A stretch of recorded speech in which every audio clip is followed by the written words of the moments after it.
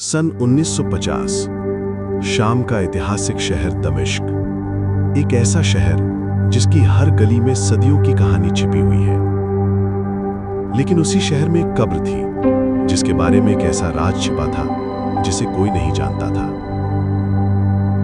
ये कब्र थी इस्लाम के महान योद्धा सुल्तान सलाहुद्दीन अय्यूबी की।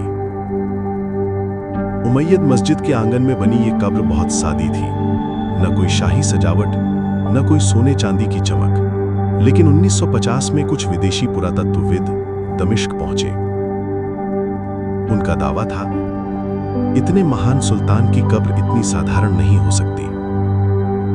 ये बात पूरे शहर में आग की तरह फैल गई। लोगों के दिलों में सवाल पैदा हो गए। आखिरकार फैसला हुआ कि कब्र को खोलकर सच्चाई देखी जाएगी। 25 नवंबर 1950 सुबह का समय, उमैयद मस्जिद का आंगन। माहौल में अजीब सी खामोशी थी और हर किसी की निगाहें उस कब्र पर टिकी हुई थी। धीरे धीरे पत्थर हटाए गए, मिट्टी निकाली गई और कुछ ही देर बाद जमीन के अंदर एक पुराना लकड़ी का संदूक दिखाई दिया। जब संदूक खोला गया तो उसके अंदर एक सफेद कफन में लिपटी हुई लाश थी। जैसे ही कफन का एक कोना उठाया गया, वहां मौजूद हर व्यक्ति हैरान रह गया।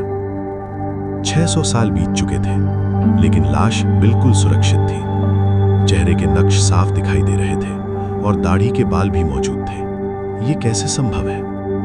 उसी समय एक बुजुर्ग आलिम आगे बढ़े। उनकी आंखों में आंसू थे। उन्होंने कहा, बस जो देखना था देख लिया। और फिर वो वहीं जमीन पर सजदे में गिर पड़े। उनके होठों पर सिर्फ एक ही शब्द था, अल्लाह। उस पल वहां मौजूद हर व्यक्ति खामोश हो गया। कुछ देर बाद कब्र को फिर से बंद कर दिया गया, लेकिन उस दिन का ये मंजर इतिहास में हमेशा के लिए दर्ज हो गया, क्योंकि कुछ सच्चाइयां ऐसी होती हैं जो आंखों से नहीं बल्कि दिल से देखी जाती हैं।